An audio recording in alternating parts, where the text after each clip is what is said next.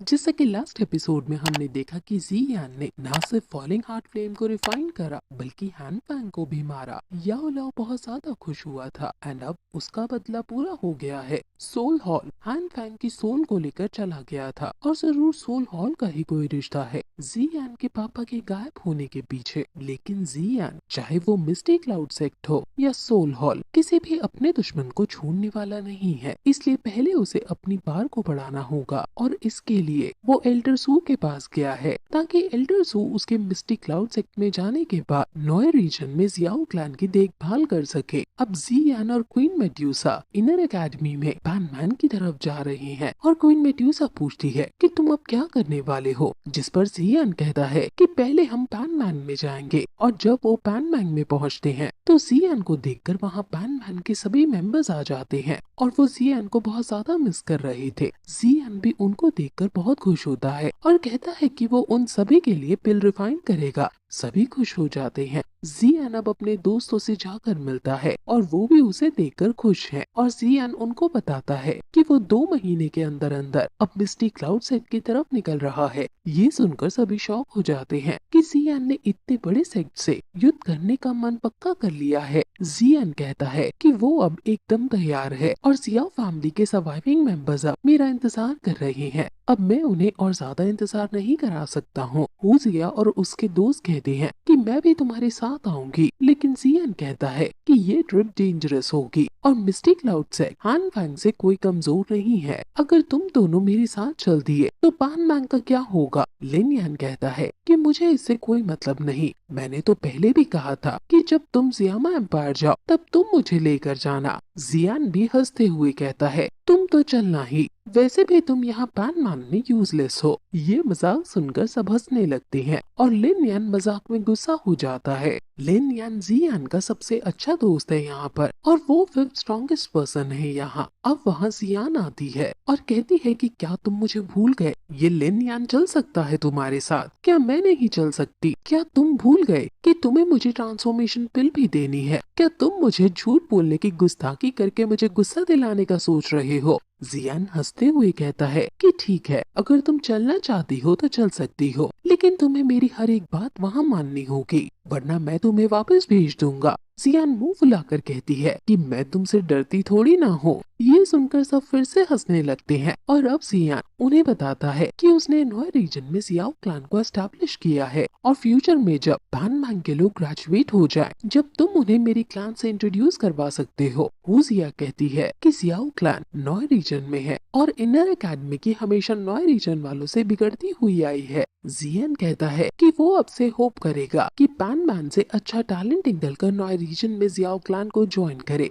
और नॉय रीजन की ज्योग्राफी को बदल कर रख दे, जिससे नॉय रीजन और एकेडमी के बीच टेंशन कम हो सके। मैंने पहले ही एल्डर सू क्वान को इस आइडिया के बारे में बता दिया है और जब मैं यहाँ से चला जाऊँ तो पहले तुम पैनमैन को एस्टैब्लिश करने में मदद करना। वो ये सब होजिया और उसके दोस्त से कह रहा है जो उसके साथ नहीं चलने वाले। अब जियान अपने पैनमैन के भाइयों के लिए पिल रिफाइन करने चला जाता है और उसको इतने शानदार तरीके से पिल रिफाइन करता देख सब हैरान है। वहीं दूसरी तरफ हम लिन जिहुआ और लिu किंग को देखते हैं जो कि अब एल्डर बन चुके हैं और वो आपस में फाइट कर रहे हैं। इन दोनों की फाइट बहुत आइकॉनिक लेवल की है क्योंकि ये नंबर 2 और नंबर 3 पर है। वहाँ अब लिन यान आता है और कहता है कि तुम दोनों हमेशा लड़ने के मूड में क्यों रहते हो, जिसके बारे में तुम बात करते रहते हो वो लौट आया है। ये सुनकर दोनों ही समझ जाते हैं कि जियान है और वो तुरंत जियान के पास जाने लगती हैं। वहीं जियान अब मेडिसिन को रिफाइन कर देता है और वहाँ लिन यान आकर कहता है कि चलो फाइट करो।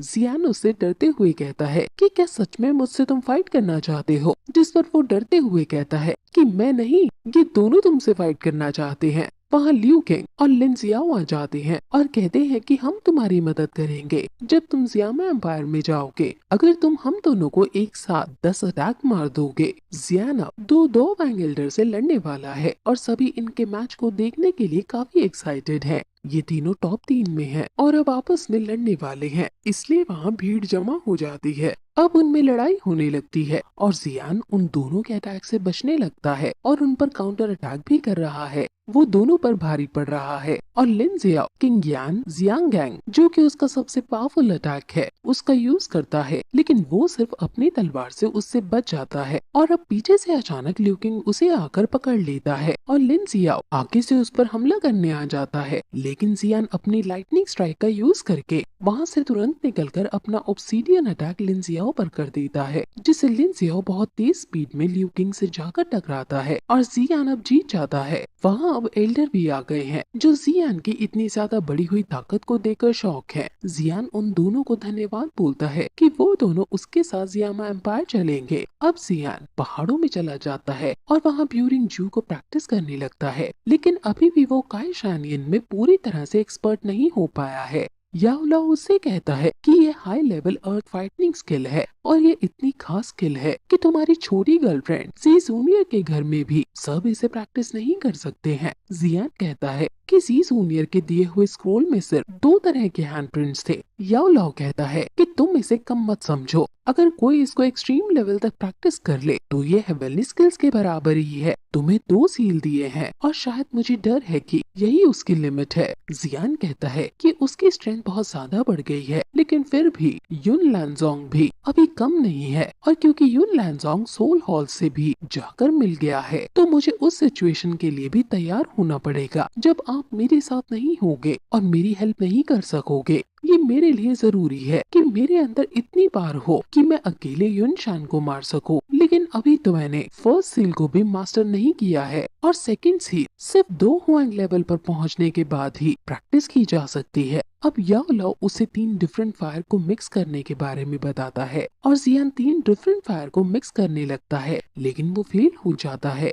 जितना उसने सोचा था ये उससे ज्यादा डिफिकल्ट है, जिस पर याओ लाओ हंसते हुए कहता है कि इतनी जल्दी ये होगा भी नहीं, मेरे से भी जब मैं अपने प्राइम फॉर्म में था तब भी ये मेरे लिए तो इम्पॉसिबल ही होता। लेकिन जियान अब हार नहीं मानता और 3 फायर को मर्ज करने की कोशिश करने लगता है और धीरे धीरे जैसे दिन बीतते जाते हैं वो अपने दोनों हाथों से ब्लास्ट वेव को कंट्रोल करना सीख जाता है और कुछ दिन बाद उसे फाइनली थोड़ी प्रोग्रेस मिल जाती है। लेकिन तभी उसे कबूतर से एक संदेश मिलता है और वो समझ जाता है कि अब समय आ गया है। ये उसके भाई का संदेश है कि उसने सेना इकट्ठी कर ली है और अब चलने का समय आ गया है। जियान तुरंत इन अकेडमी जाता है और एल्डर सू से कहता है कि सेकंड ब्रदर एकदम तैयार है और आप सभी का धन्यवाद कि आपने मेरी इतनी केयर की। मैं इस प्यार को कभी नहीं भूलूंगा जो आपने मुझे दिया। अब जियान पैनमैन के सभी लोगों से कहता है कि तुम्हें जब भी मेरी फ्यूचर में मदद चाहिए तो तुम बेझिझक मेरे पास आ सकते हो।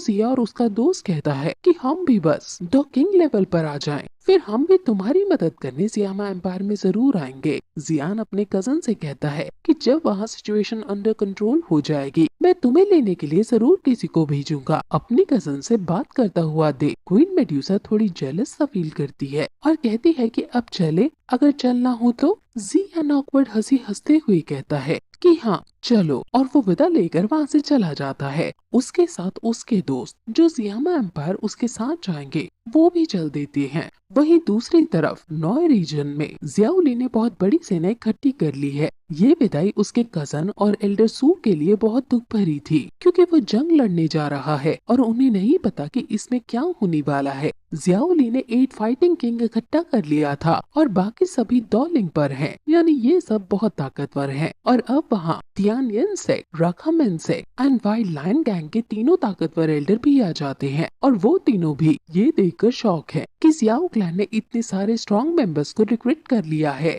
अब वो पूछने लगते हैं कि जियान कहाँ पर है, जिस पर जियान अपने दोस्तों सहित वहाँ आ पहुँचता है और फिर ये एपिसोड यहीं खत्म हो जाता है।